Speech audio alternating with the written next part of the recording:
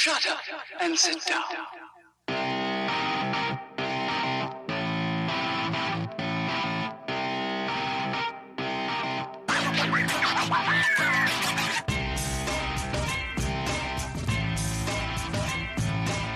Welcome to the Bricks King podcast, where I'm going to bend your ear about Lego, review those amazing bricks of plastic, and discuss what is new and up-and-coming around the Lego world. I'm your Minifigure host, Matt. Let's build on it. Welcome in, everybody. How are we doing today? Another episode, another Lego Masters tale of, I guess, Lego, right? Today we are talking about episode number 7 for season 3 here in the United States. And this week it is about, well, it's about camp. It's about camp, believe it or not. Not pirates, but about camp. Summer camp, whatever camp you want to go to. So we're going to run that down and go through it and talk about the episode, some of the cool builds and such. And there were a lot in this episode. There were a lot of cool builds in general. So let's lead it from the top here with Ethan and Dom. Ethan and Dom did the monster camp. I got to say, I absolutely loved the idea here, especially with the mama monster that they had building going on. The movement was a really kind of a fun, different way. You had this big giant mama monster that's kind of over top of the camp and has her arms and stuff that can move around.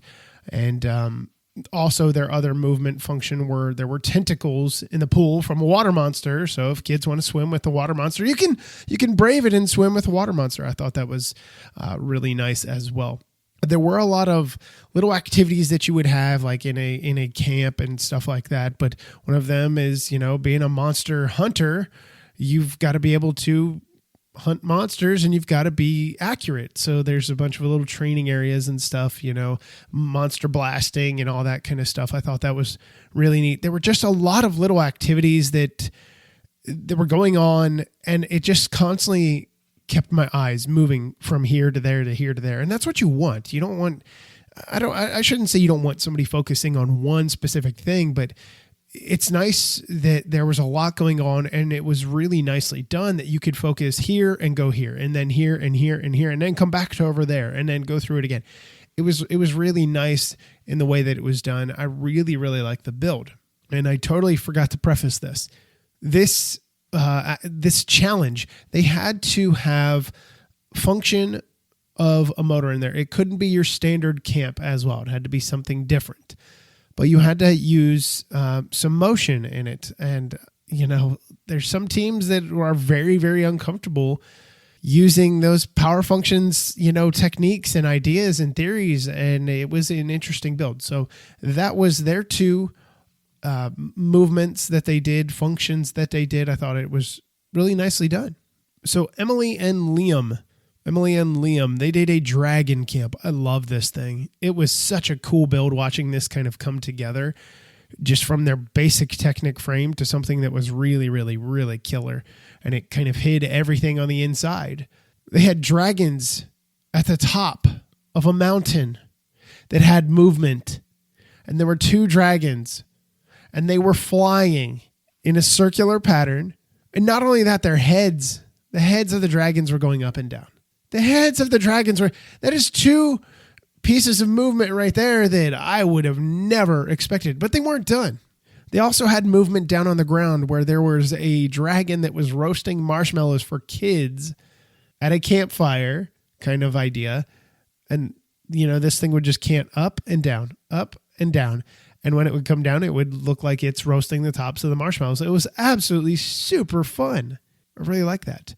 I did love, though, one of my favorite things about not only having their dragons up on the top, which also there was a dragon that the tail of like a dragon, the body of a dragon that wrapped the entire way from the top of the mountain down. And it was a white color with some others that were mixed into it, but it was mainly white. And it was a really nice color contrast with the dark bluish gray of the mountain. I thought it was brilliant way to do it. It felt right. It just felt right. So they're boulders that they used to kind of blanket the side of this Technic, frame of this mountain. What they did is they had these pre-built sections that I guess if you were to take like now I've got small hands, of course, but if you were to take your index fingers and your thumbs and put them together, you kind of get this weird, not so much of a circle shape, but kind of like almost like a spade shape to a certain degree. And they had those roughly about that size is what it looked like. And they were pre-built, and they were basically just attaching them on each side of the mountain. So you had 4, and then you moved a level, and then 4 more.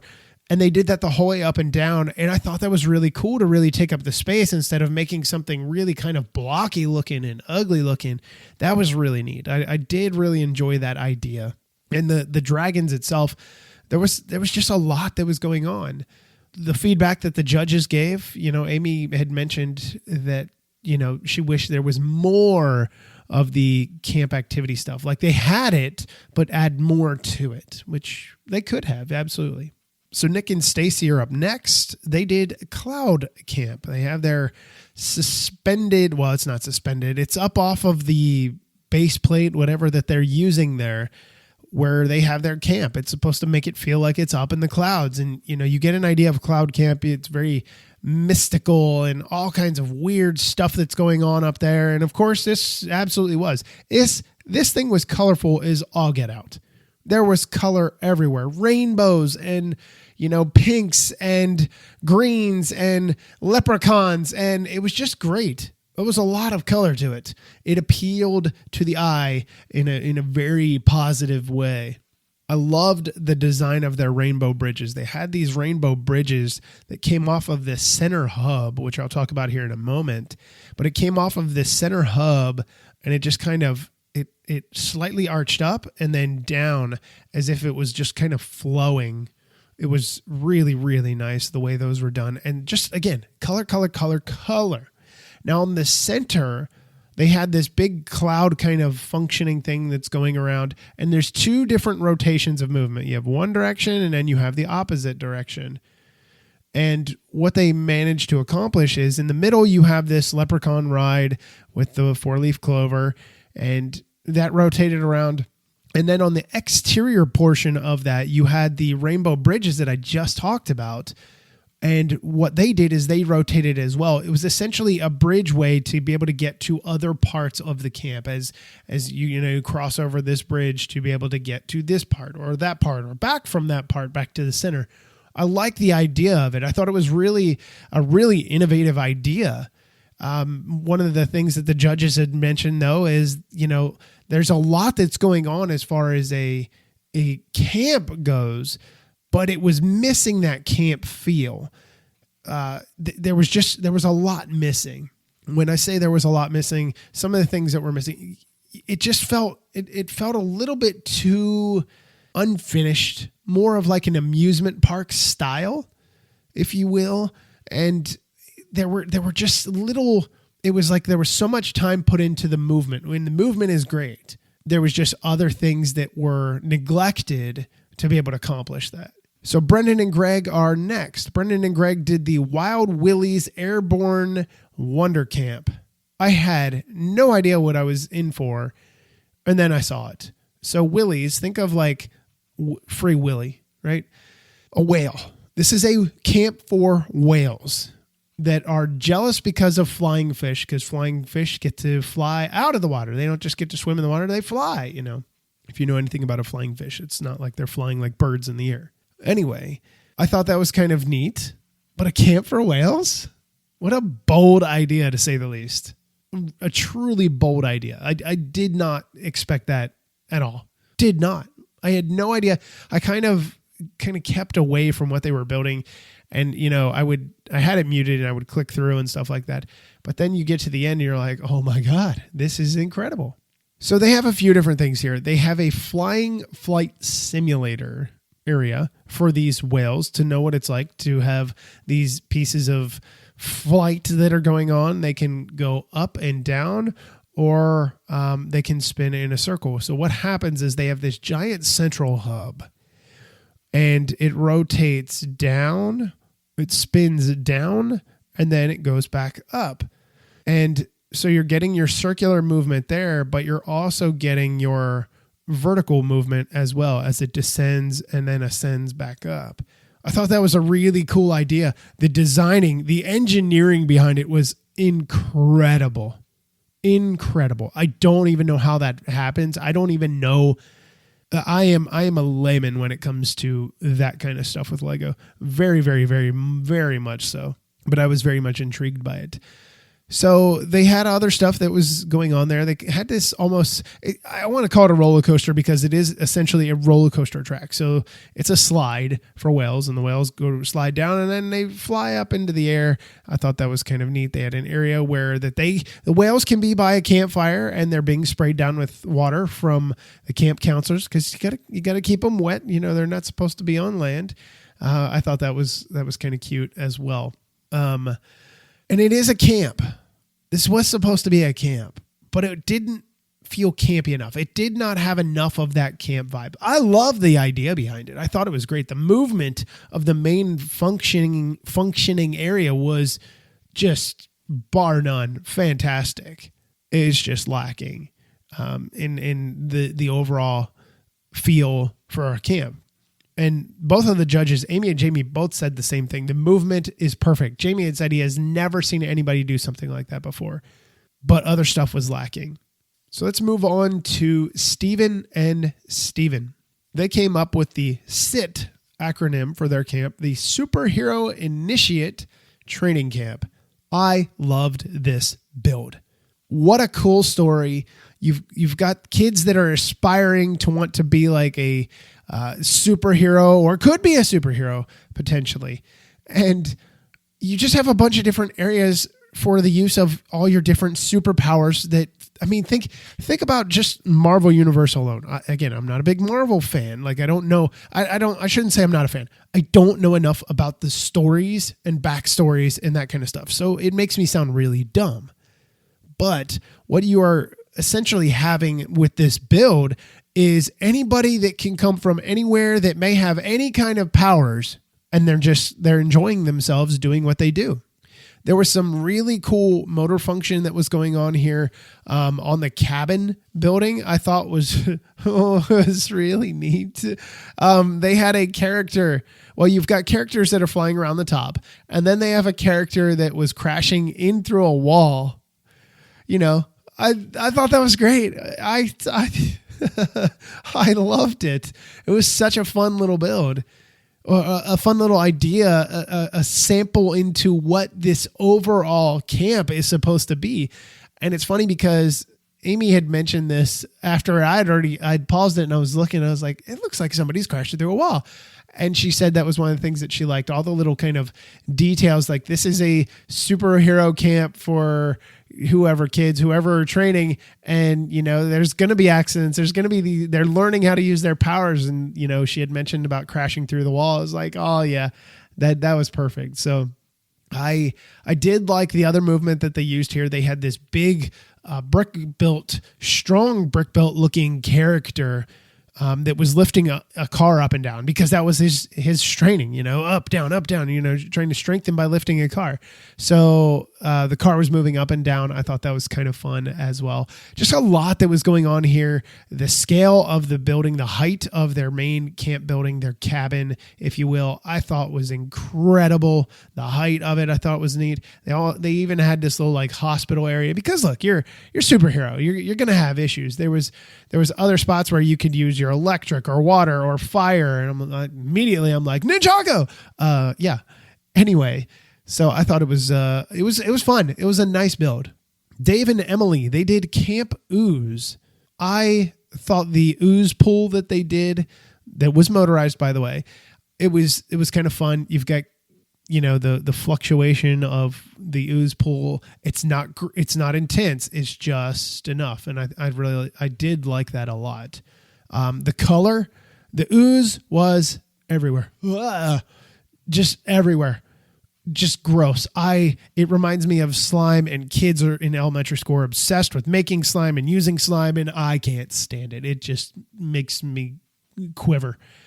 But they literally had this ooze using the green, neon green kind of like translucent chains everywhere. I felt my skin crawling the entire time watching that. Just like, nope, I don't even want to stay away. Please just stay away from me. I don't want anything to do with you. So I thought that was really fun. I did like their build overall. It just almost seemed like it was missing something. I just don't know what. Coming off of their big time, last week to this was a step down. It wasn't a lateral move at all. It was definitely a step down, but it wasn't a drop. It was just a step down. Something that the judges, I believe Jamie may have mentioned this, but something that the judges had mentioned is you have all this ooze and this goo everywhere, but your buildings are very basic and they're kind of, what did Jamie called them bunker-like. They look like bunkers, and they did. They were just kind of dark and not nice looking. They didn't really fit the theme. So next we get to Austin and Justin.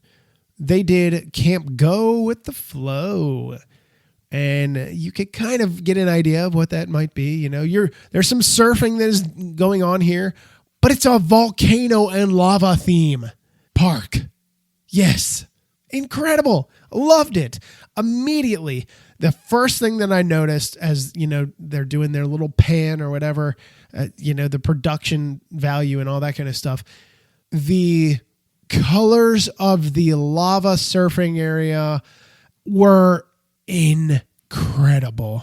The color, the translucent, the reds, the yellows, the orange, the solid opaque colors along with the translucents, they were gorgeous. I loved them. I thought it was perfect. It could not have been done any better. Then you add in the texture of the kind of like the rocky nature of this build. Yes, you have the sides of this volcano, but you've got this kind of rocky, really harsh textured area where the lava is because of the bricks. It was just perfect. They could not have done anything better. And they actually have some movement that was in the middle. You've got two little surfers that are going on here. Their boards are flipping up and down, like they're surfing, riding this lava wave down. I thought it was great. It all just felt right. That's just the best way that I could describe it is it just felt right. Everything clicked. Everything came together. Everything became perfect in that moment in time. It was just so much fun. And then they also had a tug of war area over the lava river, and that was power functions as well. So what was going on is you had this push-pull movement that was going on. This is what looks like push-pull, but you had this movement where it is just pushing outward, and it looks like they're pulling each other across, back and forth you go, just like tug of war usually goes. It takes a while, right? Love the idea. It was a neat little idea, but it was just that extra.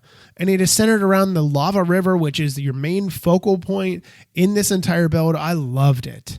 I absolutely loved it. One of my favorite builds by far. So the bottom two this time were Nick and Stacy and Brendan and Greg, believe it or not. So Nick and Stacy, again, like I said, the missing of the details of a camp. That is what the judges had mentioned when they were in the bottom two. Hey, there are details that we're missing, unfortunately. Brendan and Greg, this was a shock. Both of these teams were a shock just for what they've done in the past, but I understand why they are both here. Without a doubt, I would have chosen these two as well. But with Brendan and Greg, same thing that I kind of said about Nick and Stacy's. The judges had mentioned, it's more of an amusement park feel for Brendan and Greg. And it's very sterile to a certain degree. I love the story. I love the theme behind it, just like I love the idea behind Nick and Stacy's and the colors. But they're missing all those other little details. So we'll talk about who goes home here in a moment. So let's talk about the top two. We had Austin and Justin. Hello. What a wake-up call that is, huh? And then you have Ethan and Dom. Judges said, hey, Ethan and Dom, you guys are the winners. We loved your build, Monster Camp. Thought it was great, whatever. Earlier in the show, Will came out and said, this year's going to be big. We already knew this year's going to be different, like any other season that they've done. So he brings out two boxes, one of which is a gift from the Lego group. You get 90,000 bricks if you win. I thought they were going to say $90,000. That'd have been cool. I'd have taken $90,000 over 90,000 bricks, but that's just my personal opinion. But I'm not a mock builder, so that's different. Anyway, so one of the boxes holds 90,000 bricks. The other, we find out, holds the golden brick. And the golden brick is golden, right? That is the key to survival. So Ethan and Dom, they don't get both. They have to choose one or the other.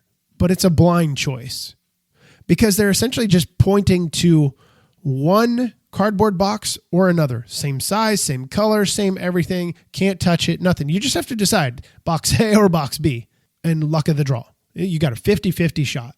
So they open the one box. Well, okay, let me say this. They opened the box, yes, but before that, they had to choose somebody. The other box has to go to somebody else. They can't have both. They chose Brendan and Greg. Brendan and Greg come up. They're like, sweet, we get a chance at one or the other. Now, again, personally, in this situation, I would want the golden brick. I don't care about 90,000 bricks, especially not in this competition. That is not going to help me continue to stay alive in this competition. But again, this is chance. You don't get to 100% saying, I want the golden brick. Well, you have 50% chance of getting it. So they're asked to open their boxes at the same time. 3, 2, 1, open. And Ethan and Dom, and it's littered with Lego bricks on the inside. And Dom lifts them up and he kind of tosses them in the air and stuff. And they're all excited. And while that is great, while that emotion is great, it seemed very fake. And here's why. Ethan and Dom are not the most emotional characters on this show. I think part of it has to do with they're really young, but they don't really have a whole lot of emotion. They're kind of even. Facial expressions don't really give a lot away. But in that same vein, they definitely didn't appear to be like super stoked. Yes, getting 90,000 bricks after the show is over is great. It is awesome.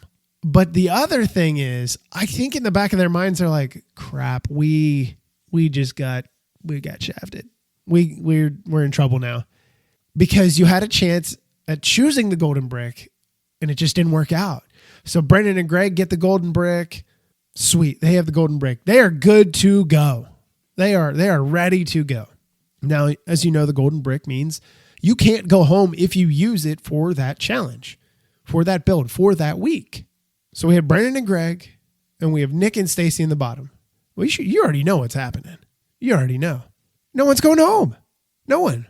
And if you were sitting at home watching this, I was privy to this information ahead of time. I was not able to tell any of you guys, obviously. So I already knew nobody was going home. But the way that this was kind of done with the golden brick at the end, like, well, not at the very end, but when Will had brought it out, I was like, okay, well, I highly doubt anybody's going home.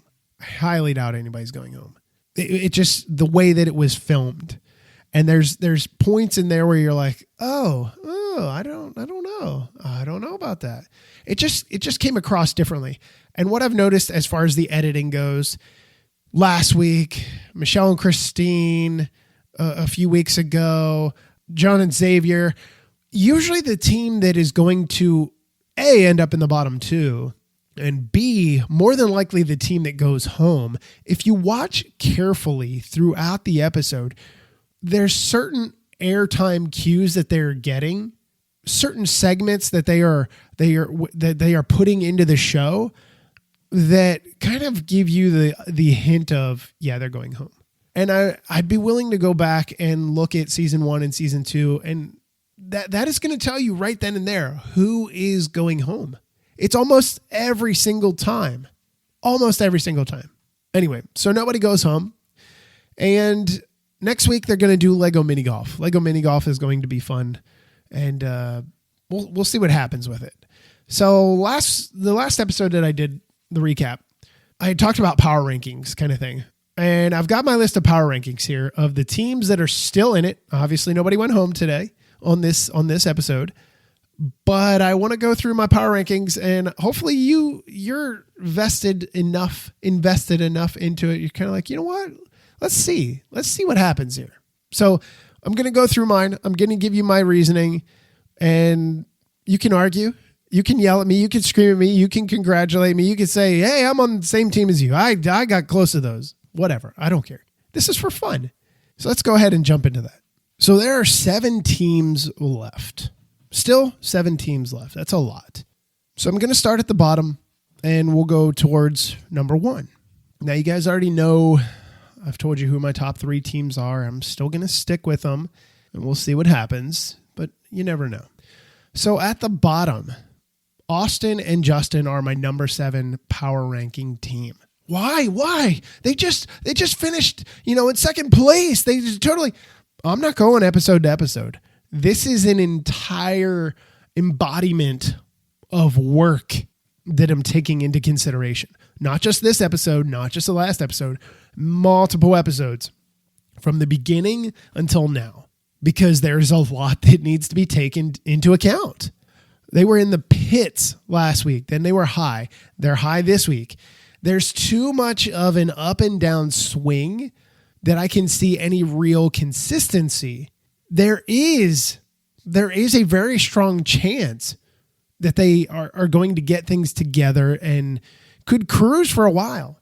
I'm still not sold. I still think there is a lot that needs to be done, and consistency is key to staying alive in this challenge, or in this show, not just a challenge. Week to week challenge, yes, but just in general. Number 6, I have Dave and Emily. But you were just raving about their build last week. I was. But Dave and Emily have found themselves around the bottom 2, bottom 3 many times. Not hanging in mid-pack, more towards the bottom end. Last week, they knocked it out of the park. They did fantastic. This week, we saw some of the other shortcomings. They neglected some of the other areas. Still going to keep them at number 6 because I think there are better teams than them as a whole, as a complete team. Their resumes are just stronger in this show and challenge to challenge. The next one that I have at number 5, y'all are going to be like, what? Nick and Stacy. Yes, they have done some incredible builds for many of these challenges. This was a wake-up call. I don't expect them to be in the bottom 2 anytime soon. We've got a number of episodes left. I don't expect them to be in the bottom anytime soon. There is a strong possibility something could just happen. And I've said this many times throughout the seasons. All it takes is one single challenge where you're just not up to par and it's done. You're going home. You're in the bottom 2. Them and Brendan and Greg, both pairings here are very fortunate there was nobody going home. That would have been a big blow to the show. But Nick and Stacy have a very strong resume, but they definitely slipped a number of spots this week, in my opinion. They were what I would consider in the top 3 last week. They are definitely not there right now. They are definitely in the bottom half with the way things are going. Steven and Steven I have at number 4.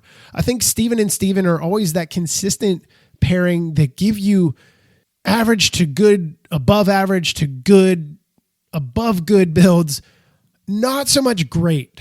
Sometimes they manage to get something really spot on. But I think they're a very good mid-pack team. They're definitely going to have to do some things to, elevate themselves as we get further in. And again, there may be a challenge that they come across and they're going to knock it out of the park. It could be any of them. But right now, they're sitting mid-pack for me. Brendan and Greg, I have at number 3. They finished in the bottom 2. Well, why don't you have them lower? Well, they're coming off of 2 big wins. Very strong builds. They had a very strong build here, a very strong story.